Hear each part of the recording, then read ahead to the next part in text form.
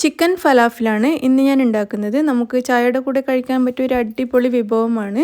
സാധാരണ ഫലാഫിലിൻ്റെ ഇൻഗ്രീഡിയൻസിൻ്റെ കൂടെ ഒരല്പം ചിക്കനും കൂടി ചേർത്ത് കഴിയുമ്പോൾ ഇതിൻ്റെ ടേസ്റ്റ് ഒന്ന് വേറെ തന്നെയാണ്. അപ്പോൾ നല്ല രുചിയുള്ള ഈ ഫലാഫിൽ കഴിക്കാൻ വേണ്ടിയിട്ട് അതിൻ്റെ കൂടെ ഞാനൊരു ഡിപ്പും കൂടി തയ്യാറാക്കിയിട്ടുണ്ട്. തൈരും തഹീനി പേസ്റ്റും ഒക്കെ ഉപയോഗിച്ചിട്ടുണ്ടാക്കുന്ന ഒരു ഡിപ്പാണ്. അതിൻ്റെ റെസിപ്പി ഞാൻ വീഡിയോയുടെ ലാസ്റ്റ് കാണിക്കാം. അപ്പോൾ എങ്ങനെയാണ് ഈ ചിക്കൻ ഫലാഫിലും അത് കഴിക്കാൻ വേണ്ടിയിട്ടുള്ള ഡിപ്പും ഉണ്ടാക്കുന്നതെന്ന് നമുക്ക് നോക്കാം. ഫലാഫിൽ ഉണ്ടാക്കാൻ വേണ്ടിയിട്ട് സാധാരണ പോലെ തന്നെ നമുക്ക് വെള്ളക്കടല ഒന്ന് കുതിർത്തെടുക്കണം. അതിന് വേണ്ടിയിട്ട് അരക്കപ്പ് വെള്ളക്കടല നന്നായിട്ടൊന്ന് കഴുകിയതിന് ശേഷം വെള്ളത്തിലിട്ട് വച്ചിരിക്കുകയാണ്. ഇതൊരു 3 മണിക്കൂറെങ്കിലും ഇതുപോലെ വെള്ളത്തിലിട്ട് വെക്കുമ്പോൾ നന്നായിട്ട് കുതിർന്ന് വരും. അപ്പോൾ നമുക്കിത് ഇവിടെ അടച്ചു വെക്കാം. 3 മണിക്കൂറിന് ശേഷം നമുക്കിത് ഒന്നുകൂടി ഒന്ന് കഴുകിയെടുക്കാം. 3 മണിക്കൂർ കഴിഞ്ഞിട്ടുണ്ട്. അപ്പോൾ ഈ കടല നന്നായിട്ട് കുതിർന്ന് വന്നിട്ടുണ്ട്. ഇനി നമുക്കിത് ഒന്നുകൂടി ഒന്ന് കഴുകിയെടുക്കണം. കഴുകിയിട്ട് കടലയിലെ വെള്ളം മുഴുവൻ കളഞ്ഞിട്ട് ഇതുപോലെ എടുത്തു വെക്കുക. അതിനുശേഷം കടലയിലേക്ക് നമുക്ക് നന്നായിട്ട് കഴുകിയെടുത്ത ചിക്കൻ ചേർത്ത് കൊടുക്കാം. ഒട്ടും എല്ലില്ലാത്ത ചിക്കൻ വേണം ഇതിലേക്ക് ചേർക്കാൻ. കാരണം നമുക്കിത് കടലയുടെ കൂടെ അരച്ചെടുക്കാൻ വേണ്ടിയിട്ടുള്ളതാണ്. അപ്പോൾ ഒട്ടും എല്ലില്ലാത്ത ചിക്കൻ എടുക്കുക. ഞാൻ ഏകദേശം 200 ഗ്രാം ചിക്കനാണ് എടുത്തിരിക്കുന്നത്. ഇതിലേക്ക് ഒരു വലിയ സവാള കട്ട് ചെയ്തത് ചേർത്ത് കൊടുക്കാം. ചെറിയ സവാളയാണെങ്കിൽ 2 എണ്ണം ചേർക്കാം. ഇതിലേക്ക് 7-8 അല്ലി വെളുത്തുള്ളിയും കൂടി ചേർത്ത് കൊടുക്കാം. 2 പച്ചമുളക് ചേർക്കാം. ഇനി ഇതിലേക്ക് ചേർക്കുന്നത് കുറച്ച് മല്ലിയിലയും വളരെ കുറച്ച് പുതിനയിലയുമാണ്. പുതിനയില വളരെ കുറച്ചേ ചേർക്കുന്നുള്ളൂ.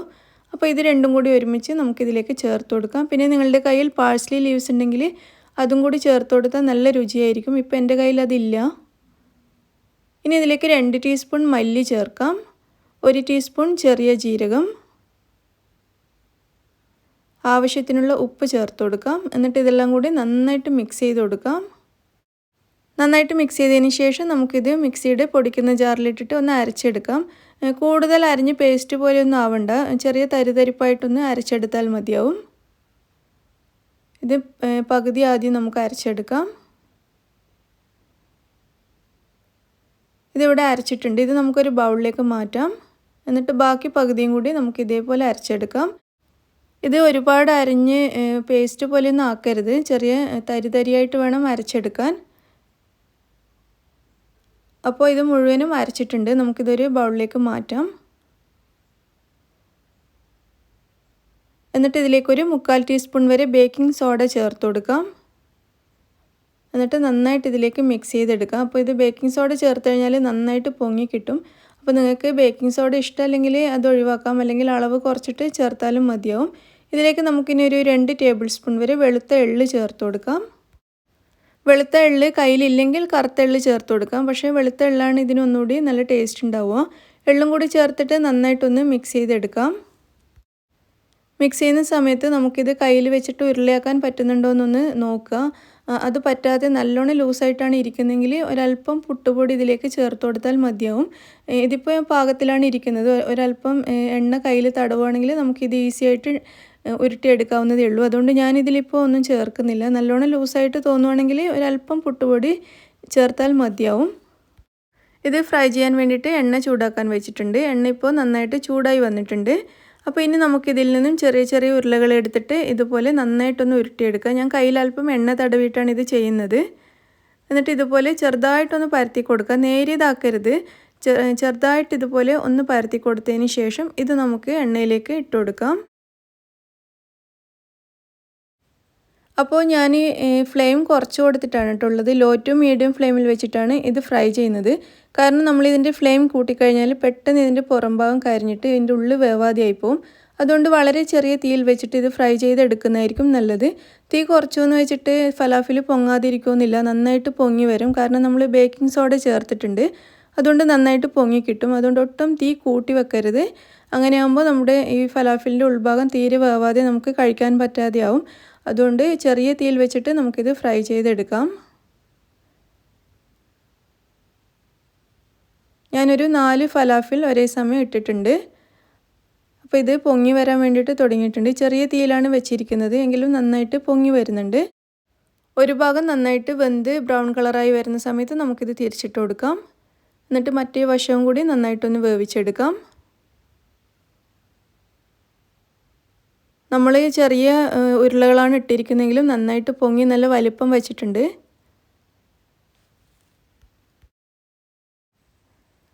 ഫലാഫിലിൻ്റെ 2 വശവും നന്നായിട്ട് ഫ്രൈ ആയിട്ടുണ്ട്.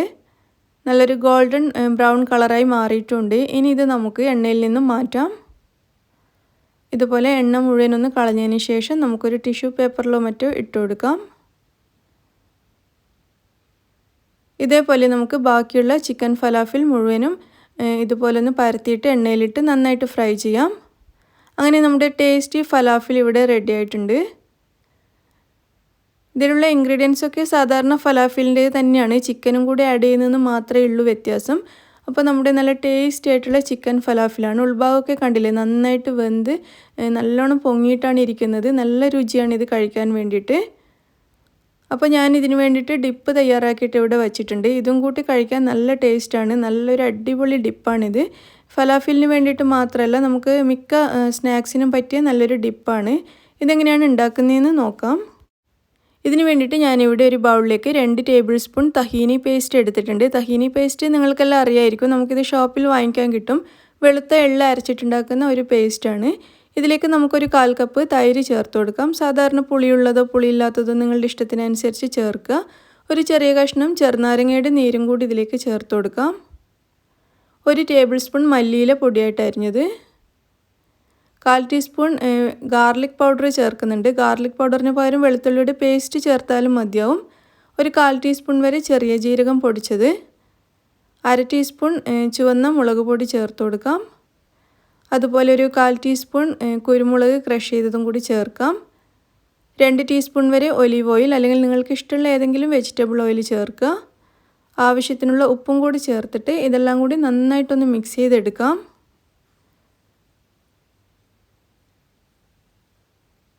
നന്നായിട്ടൊന്ന് മിക്സ് ചെയ്തിട്ടുണ്ട്. ഇത്രയേ ഉള്ളൂ നമ്മുടെ പേസ്റ്റ്, അതായത് ഡിപ്പ് ഇവിടെ റെഡി ആയിട്ടുണ്ട്. ഫലാഫിലിൻ്റെ കൂടെ മാത്രമല്ല, നമുക്ക് കട്ട്ലേറ്റ് അതുപോലെ പരിപ്പ് വട ഇതിനൊക്കെ പറ്റിയ നല്ലൊരു ഡിപ്പാണ്. അതുപോലെ നമുക്ക് കുക്കുംബർ അല്ലെങ്കിൽ വെജിറ്റബിൾ സാലഡ് ഇതിൻ്റെ കൂടെയൊക്കെ ചേർക്കാൻ പറ്റിയ ഒരു അടിപൊളി ഡിപ്പാണ്. നിങ്ങളെല്ലാവരും ട്രൈ ചെയ്ത് നോക്കുക. അങ്ങനെ നമ്മുടെ നല്ല ടേസ്റ്റി ചിക്കൻ ഫലാഫിലും അത് കഴിക്കാൻ വേണ്ടിയിട്ടുള്ള ഡിപ്പും കൂടി ഇവിടെ റെഡി ആയി കഴിഞ്ഞു. നിങ്ങൾക്ക് എല്ലാവർക്കും ഈ റെസിപ്പി ഇഷ്ടമായിട്ടുണ്ടാവുമെന്ന് വിചാരിക്കുന്നു. അപ്പോൾ നിങ്ങളെല്ലാവരും ട്രൈ ചെയ്ത് നോക്കുക. ഇഷ്ടമാവുകയാണെങ്കിൽ നിങ്ങളുടെ ഫ്രണ്ട്സും റിലേറ്റീവ്സും ഒക്കെ ആയിട്ടൊന്ന് ഷെയർ ചെയ്യുക. അപ്പോൾ നിങ്ങൾ എൻ്റെ ചാനൽ സബ്സ്ക്രൈബ് ചെയ്യാനും മറക്കരുത്. താങ്ക്